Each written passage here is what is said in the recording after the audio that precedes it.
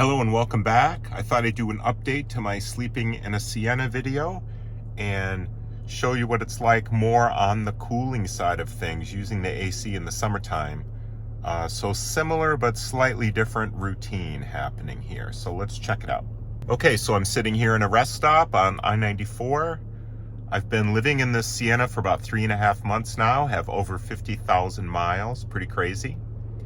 And let's talk about parking first. So as I said, I'm at a rest area, and I would say the first thing to do is, if you can get shade, do it. And there's a spot right down there that has some shade at the moment. So there's not that many hours of sunlight left, and I could move over to that shadier spot. But it's kind of right in front of the bathroom, and I kind of like to be out of the main path of people. So I'm in the very last angled spot here, and I think that's where I will stay. All right, so I am going to put up my sunshades on the windshield here, and might as well close the sunroof too. All right, sunshades are up, and these are nothing special. They were just cheapies, but you know, they work, and they fold up real tight and handy like. All right, so the van is in ready mode. Climate control is on. Engine is turning on and off as needed to keep the hybrid batteries charged. So we're going to turn off our outside lights right now. Oh, the engine just stopped, so now we're on electric mode. We're going to turn off this display screen for the night too. But before that, let me hook up my iPad to the Bluetooth, because watching movies and shows and whatever, it's nice to use the sound system in the van. So my phone is not plugged in, hardwired in like it often is for Google Maps. So we can go right to audio mode and choose Bluetooth. And right now we've got the iPad connected. So that's good. I've had questions about these instrument lights right here staying on overnight, and they do. There is a dimmer switch down here, right there, but I really usually don't bother with it. It doesn't dim it completely down is the thing. It just kind of dims it a little bit. You could take a towel and just drape a towel over this too. And if I were more concerned with stealth, you know, that would be something I would consider doing. But being that I'm in a rest area here and people are expected to be parking in their cars and sleeping overnight, stealth is not really a concern here for me. All right, here's the temperature. It is 85 out right now. It's 7 o'clock, so I'm not going to go to bed yet, but I will hang out with the climate control and enjoy some video or whatever. Let's check the humidity. It is 51%.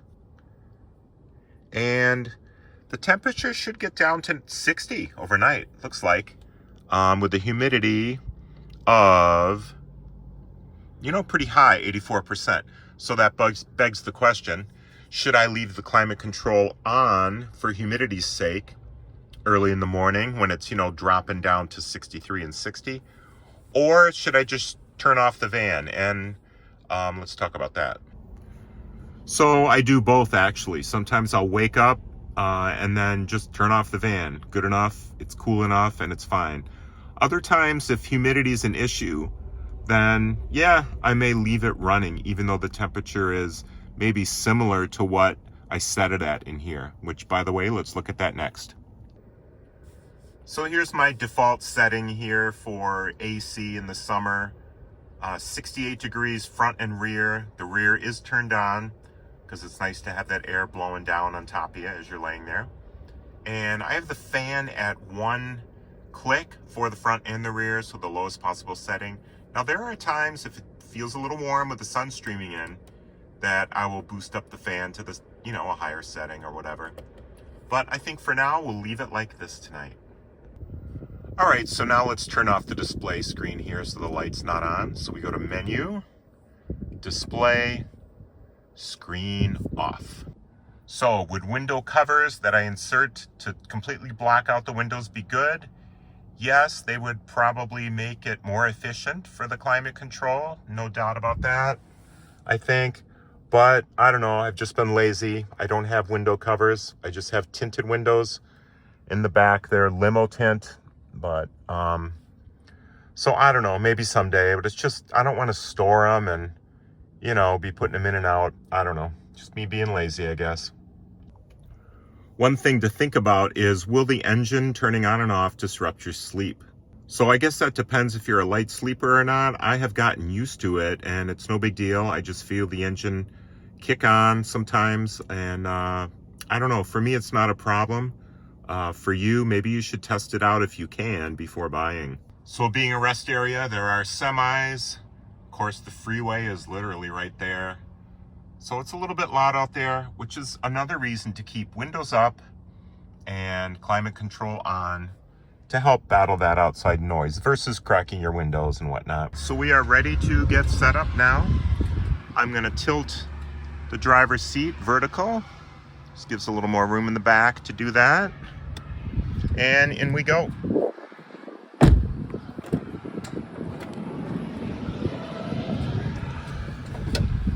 Okay, shoes off, close the door behind, and we are in. This area I like to keep clear. I have a little extra water here now, but yeah, iPad can go right here. Keep it charged up if you want.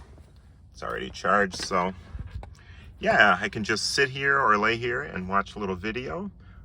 Use the headphones, whatever, even play the guitar. I typically wear shorts and a t-shirt, and then there's the down blanket, which is rated to 45 degrees, which really seems to be a good fit so far. Here's the rear controls. Again, it's set at the first fan level, 68 degrees, and blowing only out of the top, which I like these here. So as to how much this costs overnight, it's typically 30 to 40 cents per hour of use in the summer with AC, and that depends on the price of gas mainly. That drives it up more towards the 40 cents per hour. Earlier this year I did, some experiments. It was closer to 30 cents an hour, but what can you do? Okay, this last step is very important.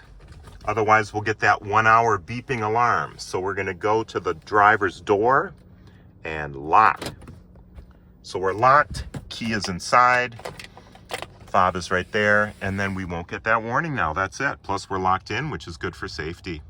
So that is it. I'm ready to relax and then eventually fall asleep here. I've done the normal routine for AC in summer overnights. All right, so thanks for watching. Take care. Bye-bye.